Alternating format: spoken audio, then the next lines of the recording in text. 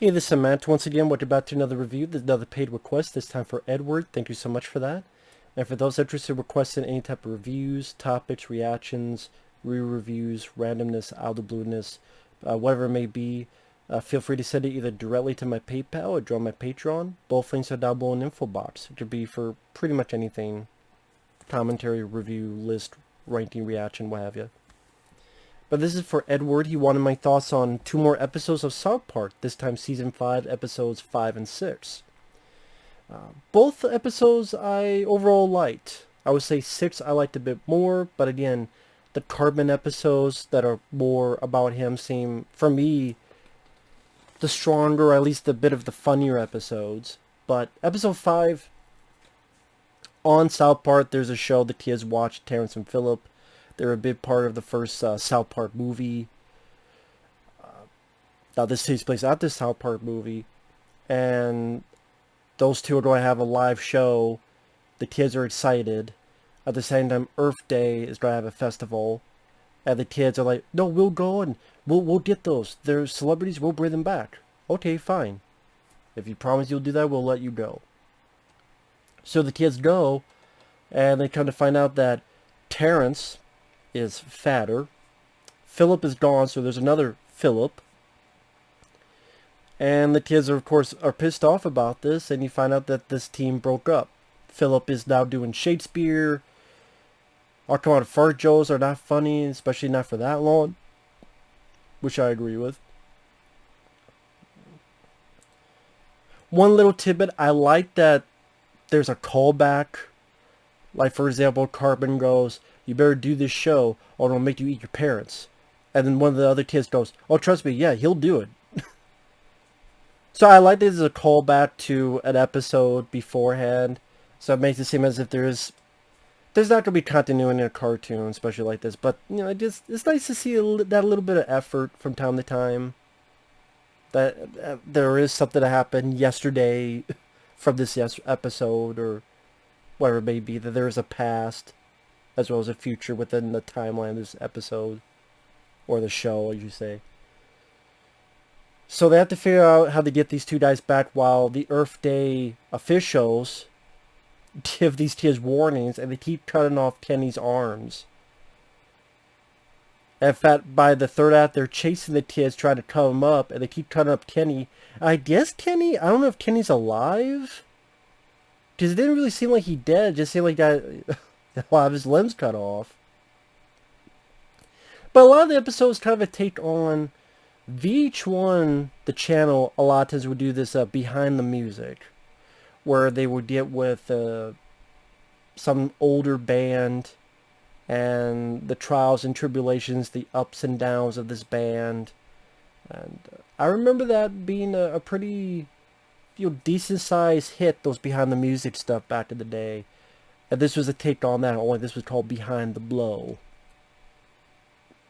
I don't know, it means to blow like cocaine, that type of blow, or the dick sucking blow, or maybe in between, maybe both. But it's interesting to take the side characters like that and give them an actual backstory and history.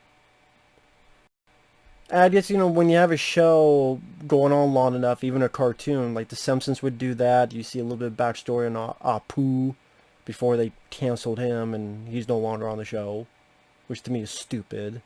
But that's another thing, another day.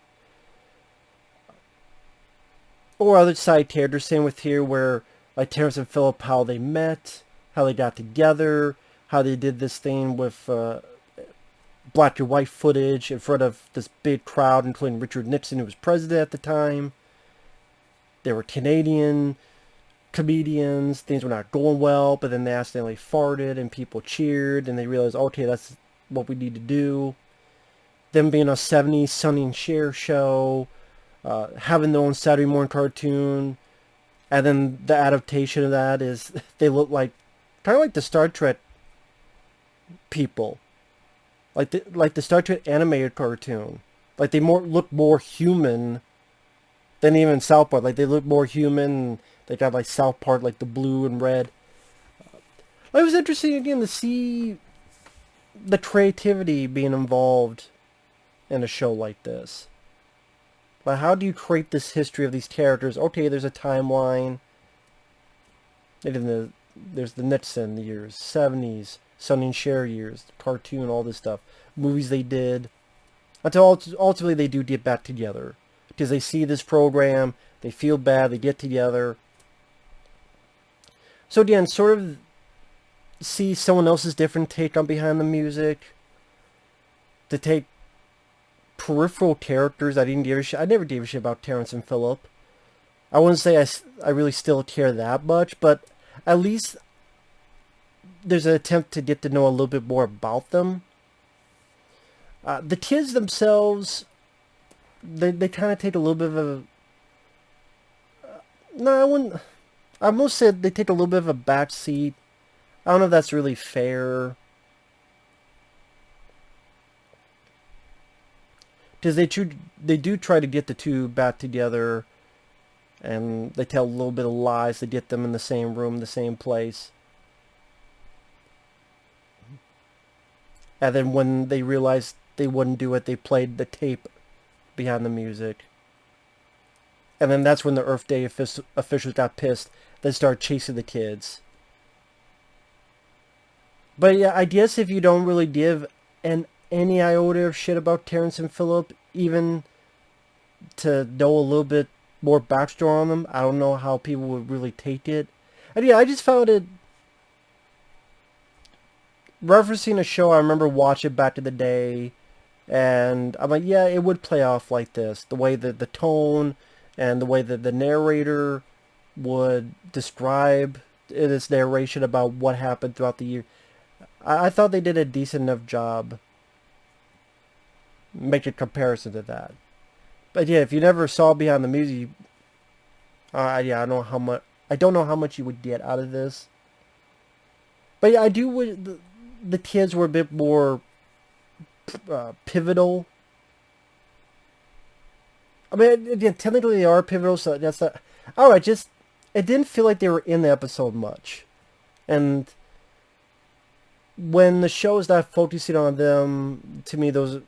Especially Cartman, they just don't seem as funny as, like, the next episode, which is a Cartman episode. And I'm sorry, my nose is itching. I'm not picking my nose, I swear. Because my nose is itching. I think it's these movies of 2021 making me allergic to bullshit more and more. But episode 6, Cartman, his grandma dies, and he's left $1 million. And so to use the $1 million, he buys his own amusement park. Meanwhile, Kyle is like, how could this happen? Like, I go to church and all this stuff. How could this happen? And oh, there must be no God. And how is he getting all this? But then Kyle, it seems to get worse and worse. He gets a hemorrhoid. Then the hemorrhoid breaks, and then he can't sit. And then it just gets worse and worse, and he gets more and more depressed. While seemingly Cartman gets more and more excited. And it shows that don't look a gift horse in the mouth. It may be too good to be true, which it is for Cartman.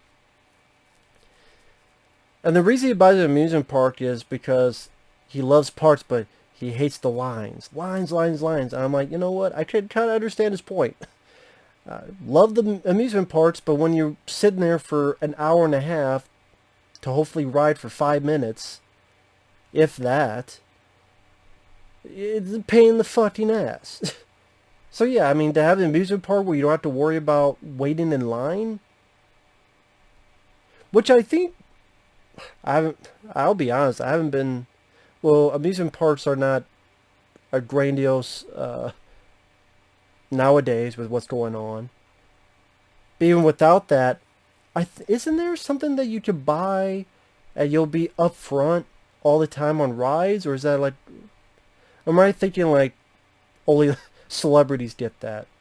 I don't know, for some reason I thought there was some kind of thing you could pay for and you could get like up ahead with each line because you paid extra. I don't know if that's the case. Maybe that's bullshit. If people know, feel free to let me know. Educate me.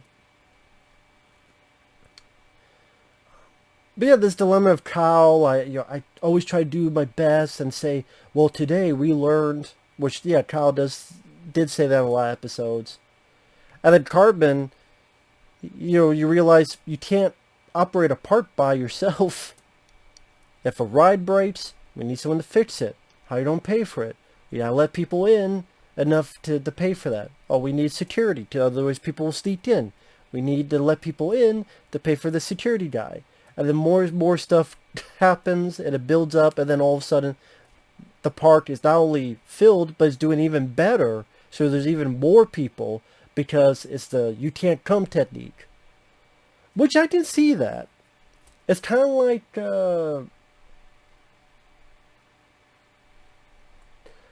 okay, imagine food. Remember, this was years ago. Remember when they said Twinkies were going to be gone? They said Twinkies, they're going to be discontinued. And then there's a big uproar, and maybe not nowadays, but for a little bit, it's like, wow, people are buying a lot of Twinkies. Even I bought Twinkies, and then I realized, hey, I actually don't like Twinkies. Because I haven't tried them in a while. But it's like, oh, when you tell people it's going away, oh shit, wait a minute, let me look into this. I don't know that that could really work for a business, but at the same time, well, no, that I was going to say, if it's a going out sale, people go in because they hope they get a big deal.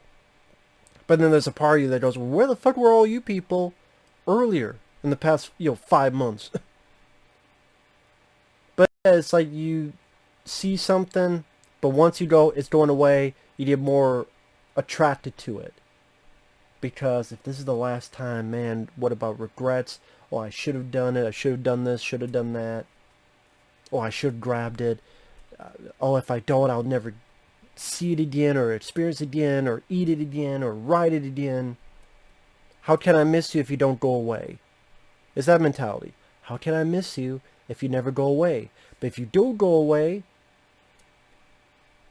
a week, a month, man, I miss that. Alright. And then you get renewed, a reinvigorated appeal to it. So yeah, I mean, that's treated as a joke, but I think that could be a little bit more truthful than even maybe they think. And then Cartman is bad, and he wants to sell it, but then the government takes all his money because of taxes. And then when Kyle sees that Cartman is so sad, he's like, God, you really are up there. But I thought that was a pretty fun episode. Like I said, the idea of a kid wanting to own an amusement park, despite how raunchy the show is, that's kind of I just see that as a typical fantasy for a little kid. So, and in a way, even to me, I'm like, that'd be appealing. I wouldn't buy one, but like, for maybe, if there's the money, if this amount, can I like rent it from time to time? For a day? Okay.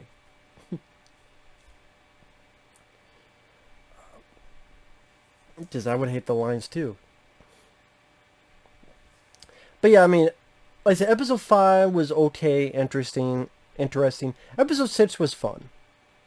And like I said, with the way Cartman is voiced, the way the tone, like when he gets the $1 million, he's streaming, but it's like he's streaming in tons, I guess. Like, I could barely understand what he's streaming, but the way he's doing it, just to show how excited he is, I think that kind of a smirk. Just something about the voice and tone of Cartman gets an easy laugh out of me. I don't quite know how to explain it other than that. So, but with that said, thanks for watching. Take care, and we will see you guys in the next video. Later.